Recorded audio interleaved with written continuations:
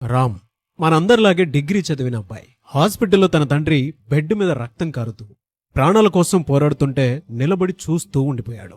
చేతిలో ₹1 కూడా లేదు. చికిత్స కోసం డబ్బులు లేవు. తల్లిని కూడా అడగలేని పరిస్థితి. చుట్టూ హాస్పిటల్ అంతా గందరగోళంగా ఉంది. కానీ అతని లోపల మాత్రం నిశ్శబ్దం, భయము, బాధ, నిస్సహాయత. ఆ క్షణంలో అతని కాలేజ్ డేస్, ఫ్రెండ్స్, డ్రీమ్స్ అన్నీ కంటి ముందు కనిపించాయి. టాలెంట్కి ఎలాంటి కొదువా లేదు. కానీ తన పేదరికం, మధ్యతరగతి పరిస్థితులు చూసి తనను ప్రేమించిన అమ్మాయి కూడా బ్లాక్ చేసేసింది. నేను జీవితంలో ఏ పనికైనా పనికొస్తానా అన్న ప్రశ్న అతని మనసుని ముక్కలు చేస్తోంది. కళ్లల్లో నీళ్లు కూడా ఆగటం లేదు. అందులో హే రామ్ అనే పిలుపు వినిపించింది. కన్నీళ్లు తుడుచుకుంటూ తన బావ దగ్గరికి వెళ్లి గట్టిగా హగ్ చేసుకుని ఏడవటం మొదలుపెట్టాడు. ఎలాగైనా సరే నాన్నని బ్రతికించుకోవాలి బావా అని ఏడ్చాడు.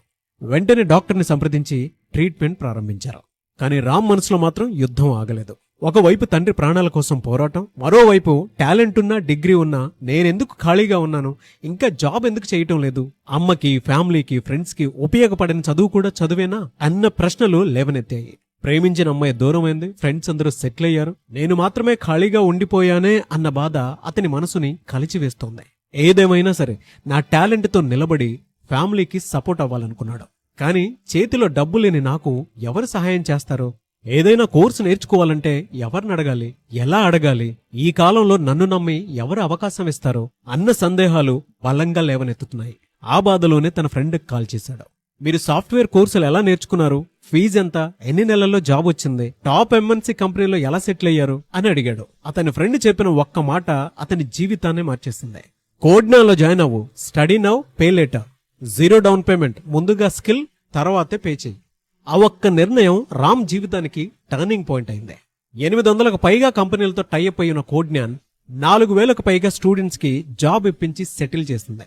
రామ్ కూడా 100 డేస్ ప్రోగ్రామ్ లో చేరి తన స్కిల్ ను పెంచుకునే చివరికి జాబ్ క్రాక్ చేశాడు. ఒకప్పుడు హాస్పిటల్లో డబ్బుల కోసం ఆందోళన చెందిన అతనే ఇప్పుడు తన ఫ్యామిలీకి అండగా నిలబడ్డాడు. ఈ ఎంటైర్ స్టోరీ మనకేం సూచిస్తోంది అనంటే, జీవితంలో మనకు కొన్నిసార్లు టాలెంట్ ఉన్నా మనల్ని నమ్మేవారు లేకపోవచ్చు, ఇంట్లో డబ్బులు లేక కోర్సులు నేర్చుకునే పరిస్థితి ఉండకపోవచ్చు. అలాంటి సమయంలో ఆగిపోకూడదు. సరైన అవకాశం కోసం ముందడుగు వేయటం చాలా ముఖ్యం. సాఫ్ట్వేర్ కెరీర్లో నిలబడాలి అనుకునే వారికి కోడ్న్యాన్ ఒక ఫ్రెండ్లా, బ్రదర్లా, పేరెంట్లా మీతో పాటు నడుస్తుంది. మీకు అవసరమైన స్కిల్ నేర్పించి 2 సంవత్సరాల వరకు జాబ్ వచ్చేంత వరకు మీకు సపోర్ట్ ఇస్తుంది. కాబట్టి ఫీజు కోసం ఆగిపోకండి. ఎందుకంటే కొన్ని నిర్ణయాలు ఆలస్యమైతే మీ జీవితం కూడా ఆలస్యమైపోతుంది. మీరేమంటారు? కింద కామెంట్ బాక్స్ లో పోస్ట్ చేయండి అండ్ కోడ్న్యాన్ని సంప్రదించండి.